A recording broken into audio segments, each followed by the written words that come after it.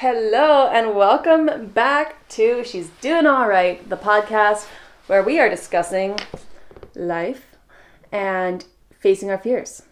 That might be the last time I give that introduction. It feels awkward. Anyway, my name is Sarah Carter. I am the host, the creator. First of all, I'm sorry I missed last week. And not that anyone was really waiting for it, but I hate starting something and then it just not working the way I wanted it to go, not the way I envisioned. But that's okay. Being adaptable is one of the most important things in living a life of beauty and success. You have to be adaptable. So yes, we are all very sick in my household. I am still somehow holding on to this cold. I don't know how. I'm over it. I want it to be over. This is the best I've sounded in 2 weeks though, so I'll take it. So today's episode is a fun one. I wanted to talk about this in various ways, but I was very much inspired when we went to a Christmas market about a month ago, and I'm walking in to go for a specific item, a skincare item, and there are so many people making skincare. And every single one of them has it marked as like organic or vegan or whatever. They share so many similar qualities. There was so many people. There's like 5 guys selling cutting boards. Just wood. They're just cutting up wood, throwing something else on top of it to make sure it's not going to give you slivers, and it's a cutting board. Some of them engrave it. Some of them paint it. The thing is, there's 5 booths with the same idea and the same concept. And yet, every single one of these people are out there doing it because they know that they have something different to offer. And maybe I don't know the differences because I didn't get quite close enough to check it out because I wasn't wanting to be sold a cutting board, but they didn't let the fear of imposter syndrome or of entering something that might be oversaturated stop them. And that is the point I'm trying to make. As I was walking through this market, I was thinking, how many people want to be here but they're not? Or how many people, and I don't mean like as a consumer, I mean as vendors, how many people have envisioned themselves creating this product, selling it at Christmas markets, selling it in stores one day, creating this amazing new line of whatever it is, but they are sitting still 10 years later telling themselves, well, it's not going to work because there's already too much of that out there. Guess what? Every single time you wait, somebody else gets the idea and they actually do it. You know that quote that says, people with half the talent as you will make twice as much as you because they were not afraid to fail. It's that simple. The fear of failure has seriously stopped me from so much, but at the same time, I'm a big believer everything happens for a reason. There's no coincidences. But I wanted to start YouTube when I was 20. I wanted to start a travel vlog. I got the camera. I played a little bit with editing in like the Windows Movie Maker. That's what we were using back then. I went on my trip and I decided, no, I can't do a video. I don't know how to do that. I watch it all the time, but there's other people out there who are better than me. I'll let them do it. Instead, I'm going to blog. So I started a blog and that was fine. I had fun. My mom loved it. It was the only way that they could keep up with me really when I was traveling because I was determined to not communicate with people, which is horrifying. Don't do that. Give your parents, if you have a good relationship with your parents, please communicate with them when you're traveling. I don't know how my parents did it when I did that. That was horrible. I really just was like, read my blog if you want to know what's going on. I wanted to do that and I didn't because I was like, there's the Casey Neistats out there. They're doing travel blogging. The thing is, this was in like 2012. I would have been one of the first travel bloggers to be consistent. And first, I mean like in the first 100 maybe. Like I know I could have done so well had I started back then. Because look at like, it's one of those things like think of where I'd be if I'd started when I wanted to. And yeah. So then I wanted to start a blog. I wanted to do like a magazine style blog. And that was a couple years later. And I did it. And then just decided, other people are doing this better. I put money into that one and everything. And I was just like, other people are doing this better. There's people who have more experience, more life experience. They're better writers. They take better photos. I guess I'll just let them do it. or I'm going to wait until I'm even better before I continue this. So I let that one die out. I've wanted to start a podcast for years. And I started a little bit with my YouTube channel, like 2019, I want to say. And that was huge because that was my first time doing something and trying not to be afraid of failing. I published my first episode or first video. It was like 6 minutes long, not even anything. It was so small. I think I literally like wrote a list and like read off the list. That was my first episode, and I did not tell anyone about it. Then I think I joined a Facebook, the new YouTuber group, and posted my second video there, getting feedback. And then I started following other small creators. And slowly, I stopped being so afraid of what will other people think. And I started looking at my own videos the way I was looking at these online friends' videos. I think too often we decide that our idea of success is some high obscure number that we don't really want to name because then we would have to name it and get specific. But we don't really count on the whole idea that failure doesn't mean not hitting success. Failure means not trying. If you do something, like if this podcast, if I do this for 10 years and every episode gets just 10 listeners and I never make a cent off of it, or if I never reach the viewpoint that I want to, is that a failure? No, because I did it for myself. I did it for the ones who want to listen. The people that want to listen and need to listen will find it. I believe that. So if there's 10 people that listen to this and it resonates with them, then I don't need another 100 who don't care. I don't need to be background noise for somebody. I want to be helping people specifically. And if my fear of failure got in my way, I'd help nobody. With the Christmas market, there are a lot of people doing the same thing. They're posting or creating the same product, but it's not the same. I guess it's like similar products, I should say. And it would be so easy for them to be like, people already know about organic skincare, or people already know about, I don't know, handmade aprons. That is somebody, like, they could be like, I don't need to be out there. Nobody needs my opinion or my input on it. I saw this quote the other day or a few weeks ago and I screenshot it because it was so perfect for this episode. And they said, there are other people out there searching for what you have. They just don't know you exist yet. I think that is the most perfect summary of just do it. Go out there and do it. It doesn't matter if other people have already done it.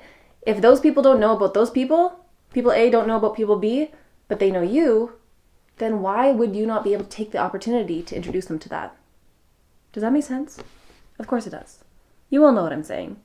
There's something that I think is very interesting about my generation, millennial, and maybe the Gen X people as well. I've seen it a little bit with my mom and friends like that, where women especially, and sometimes men, are afraid to take up space. So obviously like less in the men department and more in the women. But we forget, I think we've spent so much time being told to just do it right, just follow the rules, right? We forget that those are not our rules. The rules were made by someone else for them. We may have been raised with those rules, but we get to change our mind if those rules are for us or not. And so maybe their rule is that you follow your path and you take your courses, you go to college, you go to university, and then you get a job. And maybe if you're lucky, you get married and have kids. And maybe your rules are that you throw that all away, or you don't do it to begin with because you're so sure of yourself, and you decide to risk it all and go for what you want to do. And you don't know the outcome. You stop playing safe. Being afraid to take up space and playing safe are the same thing. It's just a giant circle with those two things in it. They're the same thing. And I'm not saying that it's bad. I don't think if you are most comfortable if you are so comfortable knowing the outcome of stuff, then that's awesome. Do it. You probably won't grow much. You don't really grow in your comfort zone. But also, life isn't constant growth. I think you can have seasons of growth, and then we all hit winter. And winter is good. It's there for a reason. It reminds us to rest so that we then hit spring and we continue growing. And that's when we start taking up our space again. My point that I'm making, though, is that nobody is going to bring something to the table the way you can. The fear of failure is probably the most detrimental thing to our dreams and to the life we actually have mapped out for us before we're born. I don't believe I believe that we always obviously have choice, but being a believer in astrology, I think it's so interesting how people have strengths and they never know them because they're too afraid to push past that wall or open that door to see maybe this might be a weakness, maybe it's a strength, but I don't want to know. I'm just going to keep that door shut. Open the door, go through and see what your potential could actually be. Our potential is so huge and we are so afraid of just that people are going to laugh. That lasts for a year at most if you're a major celebrity. I won't even give a year. That is way too generous. People will be done talking about you. If you are Beyonce and you do something awkward, they will stop caring within 48 hours.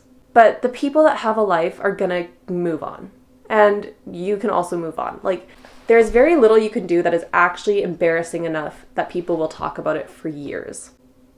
I saw one girl go to a diving competition and fully belly flopped off the diving board. And that was very embarrassing. I feel like people would 100% talk about that forever. I saw that TikTok 2 years ago, I think. And I still think about it every once in a while. But I didn't plan this, but this is a great example of the fear. She just wanted to be part of a sports team. So she went to the diving team, tried out. They had literally no one on their team. So then they just accepted her. And she went to this competition and she was able to say, I'm a diver. I'm a professional diver and I compete. And she very much should not have been. She belly flopped off the diving board. And it was very loud and the entire audience was like a crowd of penguins when one penguin falls. You know the sound. I don't need to make it. Okay, so if you're afraid of failing, I want you to first define what failure looks like to you. I'll go first. Mine is that I look stupid. I hate looking stupid. Whether that means I forget a birthday or I forget a name, or if somebody, I got a candle for my friend for her birthday. She hates lavender. And I know this. I've known her for so long. I know she hates lavender. And I went and bought her a lavender candle because I forgot momentarily that she hates lavender more than she likes white candles.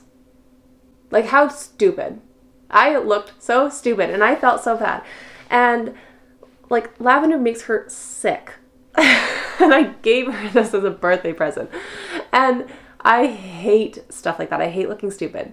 So that felt like a failure to me. It wasn't. She did not care. She just gave me the candle back and I bought her a new one, even though she wasn't expecting that either. Literally minuscule stuff. No one's going to talk about that in 100 years. It's not going into history books. It's fine. Another way I classify failure is the feeling of not looking competent, I suppose would be a way to put that. If somebody asks me something, I will try to say nothing. I'm very, very much a fan of using I don't know. If I don't know something, I'm not going to pretend to know. If I know a little bit, I might pretend to know more than I do because I'm interested and I just start jumping to conclusions. A fear of not being perfect. I think a lot of us can relate. A lot of people can relate to that one. When we don't look perfect or something doesn't happen perfectly, that could be seen as failures. When we take up space, we want to be perfect. And there's a little bit of an imposter syndrome in there as well. So how did I get over mine?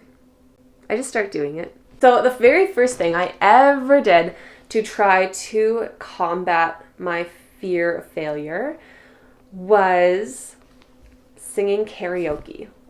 I grew up singing, and it was like, we'd have random guests come over, and my mom would run and tell me, like, Sarah, go get your tape deck, and I'd have to come play my song and sing for the company, and my sister would have to do her piano thing. But singing just felt so much more embarrassing than like playing piano or playing an instrument.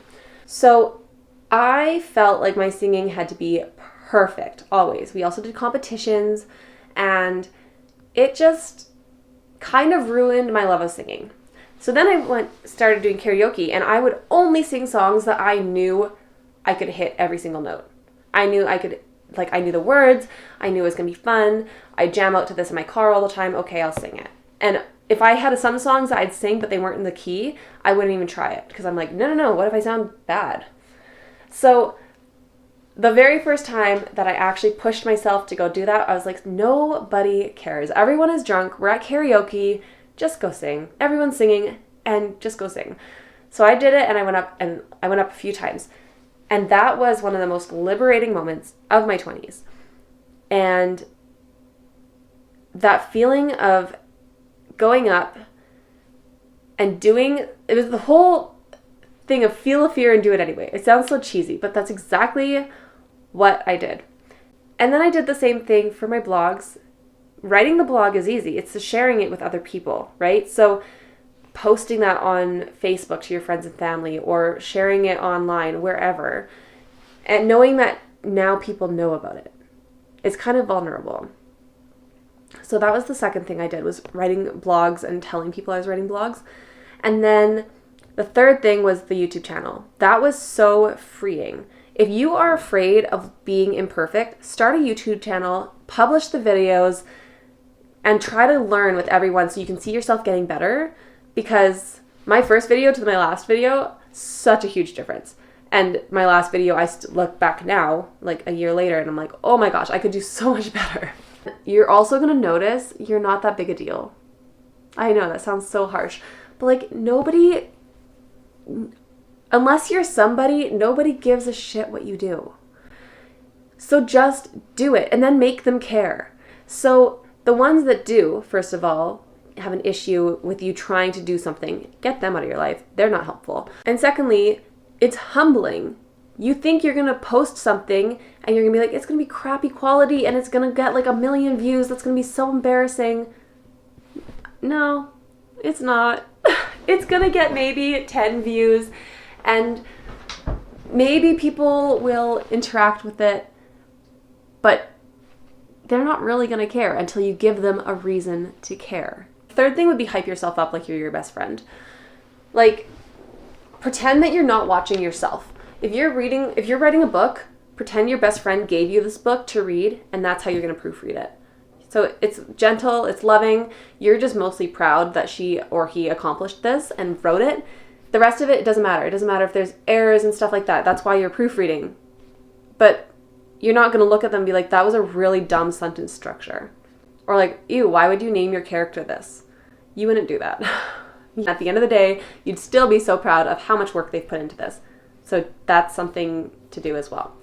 The neighbor is now snow blowing, so I don't know how that's picking up on audio, but I'm going to end this podcast episode, and it's short and sweet. I'm hoping to have another one next week. That will greatly depend on Christmas and everything there. I have my son home with me all week, so I'm not sure how the recording aspect is going to go. We'll see. But I will see you whenever it goes up in the next episode.